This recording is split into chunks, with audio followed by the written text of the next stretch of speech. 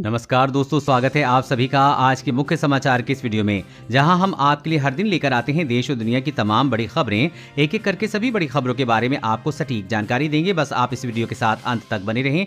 साथ ही आपसे एक छोटी सी रिक्वेस्ट है कि मुझे इस वीडियो को बनाने में बहुत मेहनत लगती है, तो इस मेहनत के लिए वीडियो पर एक लाइक जरूर कीजिएगा। साथ ही वीडियो के नीचे दिए गए इस लाल बटन को दबाकर चैनल को सब्सक्राइब कीजिए और इस घंटी को भी दबाइए ताकि आपको दिन भर की बड़ी खबरों की जानकारी लगातार मिलती रहे।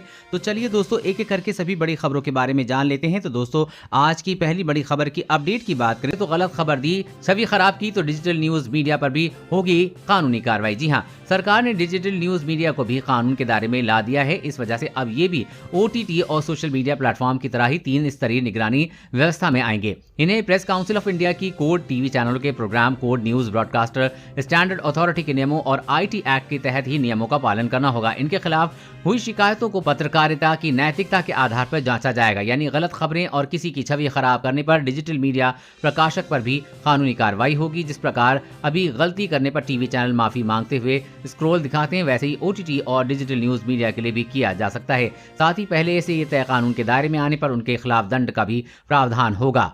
और अगली बड़ी खबर की बात करें कि तो केंद्र सरकार की बड़ी तैयारी, गांव में भी सड़कों पर कचरा फेंकने या जलाने पर होगी रोक। जी हां, शहरों की तर्ज पर अब गांव में भी कचरा प्रबंधन को लेकर सख्ती दिखेगी। इससे सड़क पर, घर के बाहर या सार्वजनिक स्थानों पर कचरा फेंकना और जलाना प्रतिबंधित होगा। पर्यावरण मंत्रालय इसे लेकर जल्द ही नियम लाने की तैयारी में है। मंत्रालय ने ये पहल गांव को भी कचरा प्रबंधन की बढ़ती समस्या को देखते हुए किया है। माना जा रहा है कि इससे स्वच्छ भारत की पिछड़ी मुहिम को भी मदद मिलेगी। केंद्रीय वन एवं पर्यावरण मंत्री प्रकाश जावड़ेकर ने जानकारी दी है। साथ ही बताया कि गांवों के लिए कचरा प्रबंधन के नियमों को बनाने का काम शुरू कर दिया गया है। गांवों में कचरा प्रबंधन के नियम वैसे भी जरूरी हो गए हैं, क्योंकि अब गांव में प्लास्टिक सहित ऐसा कचरा भारी तादाद में जमा होने लगा है जो साधारण रूप से नष्ट नहीं हो सकता। वहीं विश्व स्वास्थ्य संगठन की माने तो ठोस कचरे को बेहतर प्रबंधन करके फिलहाल 22 तरह की बीमारियों को नियंत्रित किया जा सकता है। अब जल्दी केंद्र सरकार गांव को भी सड़कों पर कचरा फेंकने पर या जलाने पर होगी रोक लगाएगी। और अगली बड़ी खबर की बात करें तो वैज्ञानिकों ने तैयार किया खास चिप, स्मार्टफोन से हो सकेगा कोरोना टेस्ट। जी हां, वैसे तो तमाम देशों की सरकारें अपने नागरिकों के लिए कोरोना का टेस्ट मुफ्त में कर रही हैं, लेकिन अभी भी कई लोगों का टेस्ट नहीं हो पा रहा है। वैज्ञानिकों ने अब इस समस्या का हल निकाल लिया है। वैज्ञानिकों ने मुहर के आकार का एक खास चिप तैयार किया है, जिसकी मदद से स्मार्टफोन के जरिए कोरोना टेस्ट किया जा सकेगा। इस चिप को अमेरिका और रॉयस यूनिवर्सिटी में तैयार किया गया है। चिप को लेकर हुए शोध रिपोर्ट में कहा गया है कि नैनो बीट्स चिप्स के जरिए 55 मिनट के अंदर कोरोना की रिपोर्ट ली जा सकती है। रिपोर्ट में कहा गया है कि ये प्रक्रिया स्वैब टेस्ट के मुकाबले काफी आसान है। ये डिवाइस इतनी बेहतरीन है कि आपको टेस्ट के लिए लैब में जाने की जरूरत नहीं पड़ेगी। नई चिप को लेकर दावा है कि इसमें कम से कम और कम सुविधा में सटीक परिणाम प्राप्त हो सकते हैं। इस चिप की टेस्टिंग के लिए स्वास्थ्य लोगों को भी सैंपल लिए जाएंगे और दावा यह भी किया गया है कि सैंपल साइज की काफी छोटे होने पर भी सटीक परिणाम आएगा। और अगली बड़ी खबर की बात करें तो ड्राइविंग लाइसेंस के लिए कड़ी जांच से गुजरना होगा। सरकार ने कहा अब टेस्ट होगा और कठिन। जी हां, सड़कों पर सुरक्षित ड्राइविंग को ध्यान में रखते हुए सरकार लगातार कदम उठा रही है। इसके साथ ही ड्राइविंग लाइसेंस के लिए भी नियमों में संशोधन किया जा रहा है। इसके तहत ड्राइविंग लाइसेंस बनवाने के लिए अभ्यर्थियों को अब कड़ी जांच से गुजरना होगा। जांच में उत्तीर्ण होने के लिए उचित सटीकता के साथ गाड़ी को पीछे से ले जाना अनिवार्य कर दिया गया है। सड़क परिवहन और राजमार्ग मंत्री नितिन गडकरी ने लोकसभा में एक सवाल के लिखित जवाब में बताया कि सभी क्षेत्रीय परिवहन कार्यालयों में पास होने की प्रतिशत 69% कर दी गई है। यदि वाहन में रिवर्स गियर है तो चालक को इसे पीछे ले जाकर दिखाना होगा। उन्होंने कहा कि यह नियम केंद्रीय मोटर वाहन कानून 1989 के प्राविधान के तहत ड्राइविंग कौशल की जांच करने के उद्देश्य से प्रतिभाशाली और प्रशिक्षित चालक तैयार करना है। टेस्ट को ज्यादा टफ इसी वजह से रखा गया है कि किसी ऐसे व्यक्ति के लाइसेंस न मिले जो ठीक तरीके से वाहन चलाना न आता हो। उन्होंने कहा कि ट्रेनिंग के लिए सरकार ने 50 मोटर ड्राइविंग सेंटर्स स्कूलों को अधिकृत किया है। वाहन को किस तरह से चलाना है और इसके लिए स्किल टेस्ट से पहले ड्राइविंग टेस्ट ट्रैक पर इसका डेमो भी दिया जाएगा। इसके अलावा वहां पर लगे एलईडी स्क्रीन में भी डेमो दिखाया जाएगा। और अगली बड़ी खबर की बात करें तो एसबीआई ने 44 करोड़ ग्राहकों को किया अलर्ट, भूल कर भी ना करें ये काम वरना खाली हो सकता है आपका बैंक अकाउंट। जी हां, देश के सबसे बड़ी सरकारी bank state bank of India ने अगर आपका खाता है तो ये खबर आपके लिए काफी जरूरी है। बैंक ने अपने सभी ग्राहकों को अलर्ट किया है कि एसबीआई ने अपने करोड़ों ग्राहकों को यूपीआई फ्रॉड को लेकर अलर्ट किया है। अपने ट्विटर हैंडल पर इसकी जानकारी दी है। एसबीआई ने कहा है कि अगर आपको यूपीआई के जरिए अकाउंट से पैसे डेबिट किए जाने का एसएमएस अलर्ट मिलता है, लेकिन आपके द्वारा किसी प्रकार का कोई डेबिट नहीं किया गया है, तो अलर्ट हो जाइए और सबसे पहले यूपीआई सर्विस को बंद कर दें। अलर्ट जारी करते हुए एसबीआई ने ग्राहकों को कुछ सुझाव भी दिए हैं, जिनका पालन करने को कहा गया है। एसबीआई ने यूपीआई सेवा को बंद करने के लिए जानकारी भी शेयर की। बैंक ने कहा है कि यूपीआई सेवा को बंद करने के लिए ग्राहक को टोल फ्री हेल्पलाइन नंबर 1-800-111109 पर कॉल कर सकते हैं या फिर IVR नंबर 1-800-425-3800 पर भी कॉल कर सकते हैं और यूपीआई सर्विस बंद करवा सकते हैं। और अगली बड़ी खबर की बात करें तो स्टडी 5 महीने बाद भी पूरी तरह ठीक नहीं हो पाए कोरोना मरीज।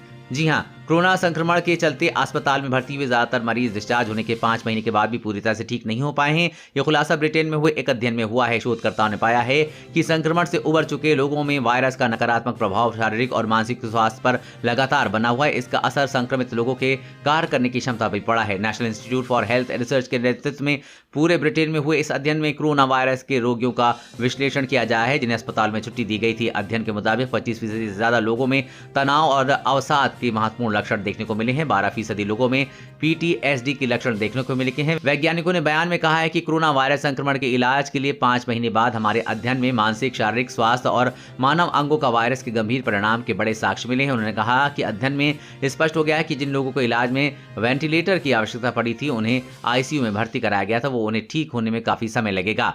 और अगली बड़ी खबर की बात करें तो महंगाई ने आम आदमी की तोड़ी कमर। कुकिंग ऑयल, दाल, बेसन सहित ये चीजें हुई महंगी। जाने कितने बड़े दाम। जी हां, लगातार पेट्रोल की कीमतों में हो रही बढ़ोतरी के बाद महंगे हो रहे रसोई के सामान ने आम आदमी की कमर तोड़ दी है। इस महीने प्याज, दाल, खाने की तेल सहित मसालों के दाम में भी तेजी देखी गई है।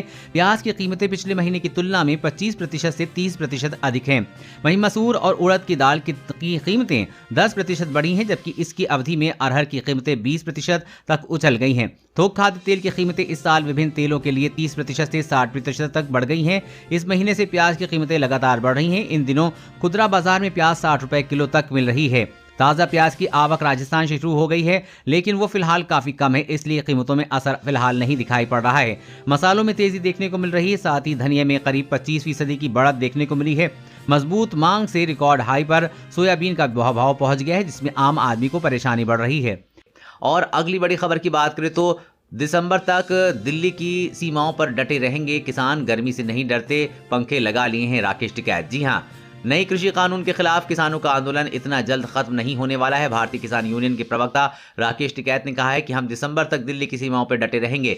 बता दें कि सैकड़ों की संख्या में किसान पिछले साल नवंबर से ही दिल्ली के बॉर्डर पर आंदोलन कर रहे हैं। टिकैत ने कहा कि हम गर्मी से नहीं डरते, पंखे लगा लिए हैं। 26 जनवरी के दिन दिल्ली किसानों की ट्रैक्टर रैली में हुई हिंसा को लेकर टिकैत ने कहा कि किसान केस से भी नहीं डरते। उन्होंने कहा कि ये आंदोलन तब तक जारी रहेगा जब तक केंद्र इन कानूनों को वापस नहीं लेता और MSP पर गारंटी नहीं दी जाती। उन्होंने कहा कि ये आंदोलन नवंबर दिसंबर तक चलेगा। टिकैत ने यह स्पष्ट करते हुए कहा कि सरकार गलतफहमी में न रहे कि किसान कहीं भी जा रहे हैं। उन्होंने किसानों की एक महापंचायत को संबोधित करते हुए कहा कि सरकार को लगता है कि किसान गर्मियों से घर लौट जाएंगे। पहले भी उन्होंने सोचा था कि कड़ी सर्दियों में हम घर लौट जाएंगे, लेकिन हम कहीं नहीं जा रहे हैं, हमने वहां पर पंखे आदि लगा दिए हैं। और अगली बड़ी खबर की बात करें तो बिहार, यूपी सहित इन राज्यों में राशन कार्ड बनाने में हो रही अनियमितता को तो करें यहाँ शिकायत, होगी तुरंत कार्रवाई। जी हाँ, बिहार और यूपी सहित देश के कई राज्यों में इस समय राशन कार्ड बनाने का काम चल रहा है। बिहार में जहां प्रखंड मुख्यालय स्थित RTPS काउंटर पर आवेदकों की भीड़ सुबह से ही उमड़ने लगती है, तो वहीं दूसरे राज्यों में भी यही स्थिति है। ऐसे में अगर आपको राशन कार्ड से संबंधित कोई भी जानकारी या शिकायत करनी पड़े तो आप टोल फ्री नंबर पर भी कर सकते हैं। कार्ड धारकों को मुफ्त अनाज देने के लिए भी दिक्कत आ रही है, तो वो भी इसकी शिकायत इस टोल फ्री नंबर 1800-1800-2087 पर कर सकते हैं। इसके साथ ही संबंधित जिला खाद्य एवं आपूर्ति नियंत्रक कार्यालय में या फिर राज्य उपभोक्ता सहायता केंद्र पर भी शिकायत कर सकते हैं। कई राज्य सरकारों ने अलग से ही हेल्पलाइन नंबर जारी किए हैं। राशन वितरण को लेकर अगर आप भी कोई शिकायत करना चाहते हैं तो NFSA की वेबसाइट पर भी जा सकते हैं। और अगली बड़ी खबर की बात करें तो सिगरेट पीने वाले ध्यान दें, लूज सिगरेट बिक्री पर बैन की तैयारी में सरकार, जानिए स्मोकर्स की राय। जी हां, सिगरेट व अन्य तंबाकू उत्पादों पर कानून में किए जा रहे बदलाव में खुली सिगरेट की बिक्री पर रोक और सिगरेट पीने के लिए तय स्थान के प्रस्ताव में धूम्रपान करने वालों का बड़ा वर्ग सहमति नहीं रखता है। एक अध्ययन में ये बात सामने आई कि नॉन कमर्शियल एंटिटी ने इसे लेकर दिल्ली, NCR, मुंबई, चेन्नई, बैंगलोर, कोलकाता, गुवाहाटी और वडोदरा सहित 14 शहरों में सर्वे किया। सर्वेक्षण में पाया गया है कि 78% उत्तरदाता तंबाकू के लिए उम्र की सीमा 18 वर्ष से 21 वर्ष बढ़ाने के समर्थन में नहीं करते। सर्वेक्षण में पाया गया है कि 87% प्रतिभागी खुली सिगरेट की बिक्री पर प्रतिबंध लगाने के प्रस्ताव का समर्थन नहीं करते। उनका मानना है कि तंबाकू की खपत को कम करने के निर्णय जिससे धूम्रपान करने वालों को पूरा पैक खरीदने के लिए बाध्य होना पड़ेगा। इससे हमेशा उनके हाथों में सिगरेट उपलब्ध होगी, जिससे कि आखिरकार खपत बढ़ेगी।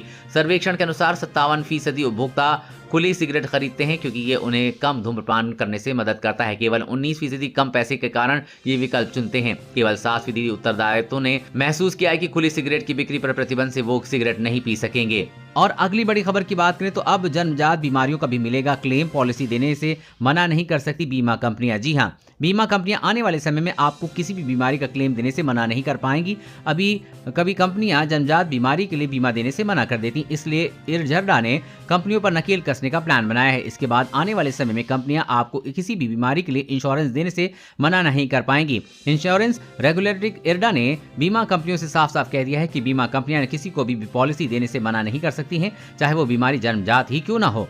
दोस्तों, आज की खबरों में बस इतना ही। इसी तरह हर रोज काम की खबरें जानने के लिए आप हमेशा हमारे साथ जुड़े रहें। हमारे साथ जुड़ने के लिए वीडियो के नीचे दिए गए इस लाल बटन को दबाएं और साथ ही इस घंटी को भी दबाइए ताकि आपको हर खबर की सटीक जानकारी मिल सके। जय हिंद।